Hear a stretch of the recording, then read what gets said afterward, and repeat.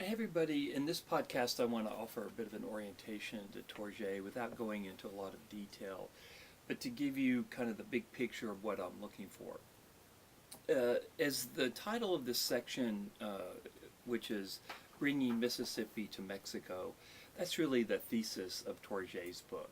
That basically the American South overlaps into Mexican Texas, and then ultimately the American South incorporates Texas into the United States. This is what we know happens. Torget actually wanted to call the book Bringing Mississippi into Mexico, but the publisher wouldn't let him do that.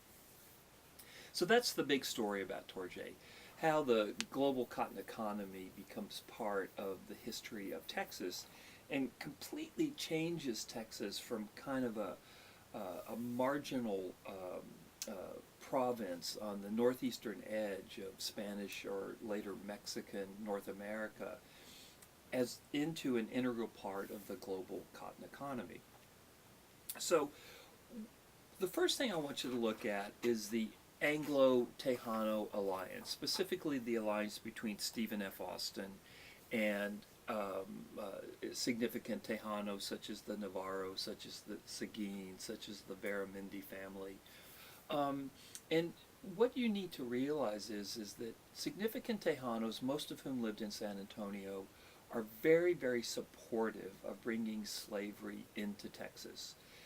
They know that Anglo settlers, Anglo-American settlers, won't come into Texas to grow cotton, and that these Tejanos, they want a piece of the cotton trade. They know Anglo-Americans will not come into Texas if they're not allowed to bring in their slaves.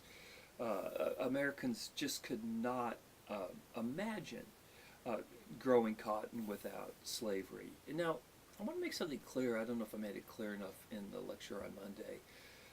I talk about slavery in kind of a cold-blooded economic term. I just want to make clear that how much I realize it was a vicious, hideous, sinful, it's the great moral stain in U.S. history. It caused so much pain. It still distorts our politics to this very day. Slaves are whipped, they're sexually assaulted, they're murdered. It's just a horrendous, vicious system. Okay, I just want to make that clear. But in talking about it, when you talk about economics, sometimes you kind of lose the human story. And I just want to make it clear I'm completely aware of what a crime against humanity slavery was. Okay, so moving on from there. So Tejanos are willing to allow slavery into Texas because they want Texas to become part of the global cotton economy. So when you're doing the reading, I want you to note those alliances between Americans, Anglo-Americans such as Austin, and Tejanos who were very well established in San Antonio, and the willingness of Tejanos to work with the Americans to keep slavery in Texas.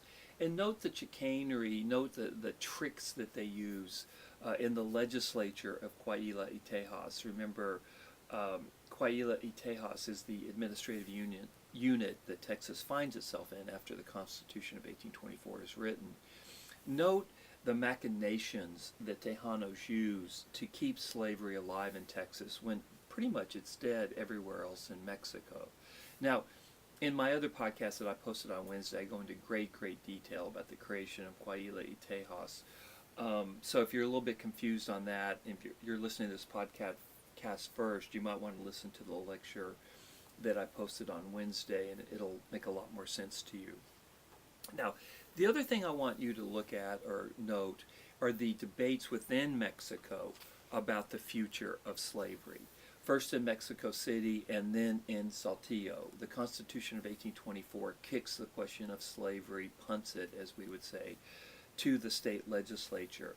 And I want you to note how Mexicans are arguing about the issue of slavery in much the same way that Americans would be arguing about slavery for the next 30 years. And Texas would become part of that argument after Texas became part of the Union.